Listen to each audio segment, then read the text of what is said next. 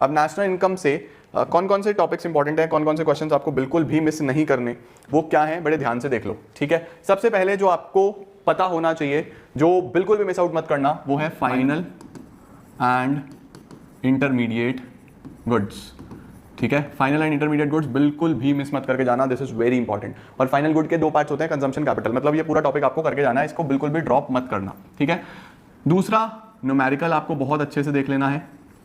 Numerical में value added, income, expenditure, ठीक है, इसी ऑर्डर में तैयार करना। सबसे पहले वैल्यू एडेड बहुत अच्छे से तैयार करना, उसके बाद इनकम करना, उसके बाद एक्सपेंडिचर करना, इस ऑर्डर में आपको न्यूमेरिकल तैयार करना है, ठीक है। उसके बाद आप स्टेप्स एंड प्रिकॉशंस एक बार देख जाना कि कौन कौन से मेथड, तीनों ही मेथड में कौन से स्टेप्स और कौन से प्रिकॉशंस हैं जो बहुत अच्छे से होने चाहिए। Then you have components of NFIA, एक छोटा सा टॉपिक आता है कंपोनेंट्स ऑफ एनएफआईए, उसमें net compensation of employees, income from property and entrepreneurship, net retained earnings, ये 3 कंपोनेंट्स हैं, तो इनको बिल्कुल भी मिस मत करना। Final intermediate good, value added, income, expenditure, ये अच्छे से देख लेना है आप लोगों को, ठीक है। उसके बाद एक टॉपिक आता है एक्सटर्नैलिटीज, छोटा सा एक टर्म है externalities, non monetary exchanges,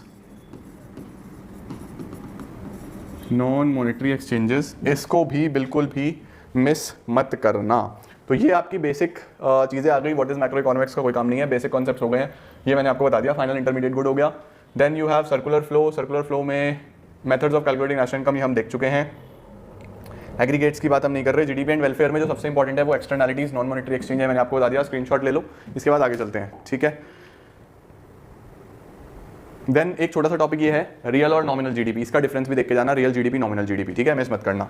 next is your money and banking. Money and banking में आपको क्या क्या बहुत अच्छे से करना है। सबसे पहला जो टॉपिक आपको बहुत अच्छे से तैयार करना है वो है हमारे पास ये control of credit through bank rate, CRR, SLR, ये पक्का तुम्हारे पेपर में आ रहा होगा बेटा, मिस मत करना इनको बिल्कुल भी, ये बहुत अच्छे से तैयार करना है। सबसे पहला टॉपिक आपका यही तैयार होना चाहिए, कंट्रोल कैसे करता है क्रेडिट, ठीक है, ये बहुत अच्छे से तैयार करना।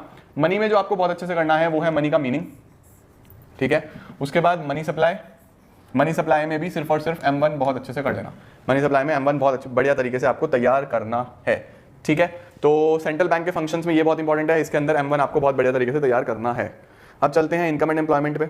इनकम एंड एम्प्लॉयमेंट में जो हमारा यूनिट है इसमें किस तरीके के क्वेश्चन आ सकते हैं। देखो सबसे पहले तो इसके अंदर आप एक न्यूमेरिकल के लिए रेडी रहना, ठीक है। एक न्यूमेरिकल आपको बहुत अच्छे से आना चाहिए, बड़ा न्यूमेरिकल जिसमें इक्विलिब्रियम लेवल ऑफ इनकम आपसे पूछ सकता है। उसके बाद आपसे अलग अलग तरीके के पॉइंटर्स, उसमें के की वैल्यू पूछ लेगा, इस तरीके की चीज़ें पूछ सकता है। तो उसमें आपको पता होना चाहिए कि y is equal to C plus I, और यहाँ पे फिर c की जगह रख दो C bar plus B Y plus I. ये दो फॉर्मूला यूज करके आपके मैक्सिमम न्यूमेरिकल्स बन जाते हैं। तो न्यूमेरिकल के लिए रेडी रहना, इस तरीके का न्यूमेरिकल, इक्वेशन बेस्ड न्यूमेरिकल आ सकता है। c is equal to C bar plus B Y वाला न्यूमेरिकल बिल्कुल पक्का आ सकता है। तो एक तो आपका इसके अंदर से न्यूमेरिकल, ठीक है। न्यूमेरिकल के बाद मुझे ऐसा लगता है इन्फ्लेशनरी डिफ्लेशनरी गैप पे क्वेश्चन पक्का आ रहा होगा। इन्फ्लेशनरी एंड डिफ्लेशनरी गैप, ये टॉपिक आपको कहाँ मिलेगा, एक्सेस और डेफिशिएंट डिमांड में, एक्सेस एंड डेफिशिएंट डिमांड। तो एक्सेस एंड डेफिशिएंट डिमांड आपको बहुत अच्छे से देखना है, इन्फ्लेशनरी डिफ्लेशनरी गैप आपको बहुत अच्छे से देखना है। उसके बाद आपको एडीएएस अप्रोच, एडीएएस अप्रोच पूरी बहुत बढ़िया तरीके से देखनी है। And investment multiplier, investment multiplier, investment multiplier में क्या बनता है हमारे पास कि k is equal to 1/1 minus MPC 1/ MPS और delta y upon delta i, ये आपको पता होना चाहिए। पहले वाले चैप्टर में से आपके छोटे ही क्वेश्चन बनते हैं, APC APS MPC MPS, वो टॉपिक आपको बस ट्रू फॉल्स के लिए, फिल इन द ब्लैंक्स के लिए उनके फॉर्मूलाज आपको देख लेने हैं, APC APS MPC MPS, ठीक है जी। गवर्नमेंट बजट पे आ जाते हैं। गवर्नमेंट बजट के ऑब्जेक्टिव्स भैया बढ़िया तरीके से याद कर जाना कि गवर्नमेंट बजट में आपके एक तो objectives of government budget important, objectives of government budget, reallocation of resources, reducing income inequalities, very important, ठीक है, इन्हें मत छोड़ के जाना। उसके बाद एक डायरेक्ट और इनडायरेक्ट टैक्स में difference, direct and indirect tax में डिफरेंस।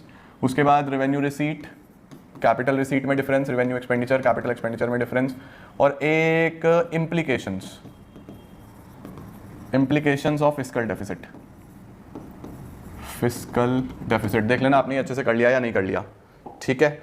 बीओपी की अगर हम बात करते हैं तो बीओपी में आपको पता होना चाहिए कौन सी चीज़ कहाँ पे आती है, मतलब कि structure of BOP, current account surplus, current account deficit, ध्यान से देख लेना, current account surplus, current account deficit बढ़िया तरीके से तैयार कर लेना, ठीक है।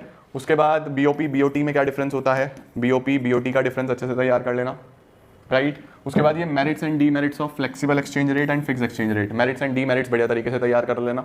ओके अब गाइज अगर हम सीबीएसई को सिलेबस में देखें तो यहाँ पे कहीं भी ऑटोनॉमस और एकोमोडेटिंग ट्रांजैक्शंस का जिक्र नहीं है, ऑटोनॉमस एकोमोडेटिंग ट्रांजैक्शंस का जिक्र नहीं है, तो इसीलिए हम लोग यहाँ पे कंसीडर कर रहे थे कि यार पता नहीं है या नहीं है, बट सीबीएसई ने सैंपल पेपर में दिया हुआ है, तो एक छोटा सा टॉपिक है, आप उसको स्किप मत करना, पढ़ लेना यार। मैंने आज जो वन शॉट डाला है पूरा मैक्रो का उसमें रिवाइज कराया है। तो ऑटोनॉमस एकोमोडेटिंग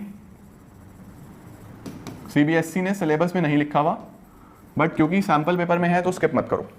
बीओपी हो गया हमारा। फॉरेन एक्सचेंज रह गया। फॉरेन एक्सचेंज में क्या करना है सर? फॉरेन एक्सचेंज में एक तो ये पता होना चाहिए मेरिट्स एंड डीमेरिट्स, ठीक है। दूसरा, एक फॉरेन एक्सचेंज का क्वेश्चन ऐसे आ सकता है कि इंडियंस बाहर घूमने के लिए गए या बाहर वाले इंडिया में घूमने के लिए आए, तो उसका फॉरेन एक्सचेंज पे क्या इंपैक्ट आता है। इस तरीके के क्वेश्चन वैल्यू बेस्ड क्वेश्चन बनते हैं, ठीक है, कि हमें बाहर से इन्वेस्टमेंट आया तो रेट पे क्या इंपैक्ट आएगा,